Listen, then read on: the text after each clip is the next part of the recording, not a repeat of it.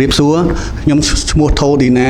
មក ពី ខេត្ត កំពង់ធំ ជា សិក្ខាកាម បាន ចូល វគ្គ បណ្ដុះ បណ្ដាល ដោយ ពី ការ រៀបចំ ផ្នត់គំនិត ឡើង វិញ ដើម្បី ជីវិត ពេញលេញ បរិបូរណ៍ ខ្ញុំ បាទ មាន ចំណាប់ អារម្មណ៍ ទៅ លើ មេរៀន X1 + X2 ស្មើ X3 មេរៀន នេះ ខ្ញុំ បដិញ្ញា ថា នឹង យក ទៅ បណ្ដុះ បណ្ដាល និង បញ្ជូន បន្ត មិត្តភ័ក្តិ ជុំវិញ ខ្លួន របស់ ខ្ញុំ ឲ្យ គាត់ ទទួល បាន នៅ មេរៀន និង ចំណេះ ដឹង ល្អៗ ដូច ខ្ញុំ ដែរ ជា ចុង ក្រោយ សូម ផ្នែក អំណរគុណ អុកញ៉ា ស្រះសាចារ បណ្ឌិត សាងអៀប សូម ថ្លែង អំណរគុណ ចំណាក់ ចាត់តាំង កម្មវិធី សូម ថ្លែង អំណរគុណ កិច្ចការកាម ដែល បាន ចូលរួម ទាំង អស់ គ្នា ជា ពិសេស សូម ថ្លែង អំណរគុណ យ៉ាង ជ្រាលជ្រៅ ចំពោះ លោក ស្រះសាចារ បណ្ឌិត ចននី ដែល បាន បណ្ដុះ បណ្ដាល ខ្ញុំ បាទ ព្រម ទាំង សហកាម ទាំង អស់ ដោយ លះបង់ ទាំង កម្លាំង កាយ កម្លាំង ចិត្ត និង កម្លាំង បញ្ញា ព្រម ទាំង ពេល វេលា ដ៏ មាន តម្លៃ សូម គោរព ជូន ពរ លោក ស្រះសាចារ បណ្ឌិត ចននី មាន សុខភាព ល្អ បរិបូរណ៍ មាន កម្លាំង មាំមួន មាន អាយុ យឺនយូរ មាន ទ្រព្យសម្បត្តិ ស្ដុកស្ដម្ភ និង កិត្តិយស ឧត្តម ឧត្តម ព្រម ទាំង សម្រេច ជោគជ័យ គ្រប់ ភារកិច្ច សូម អរគុណ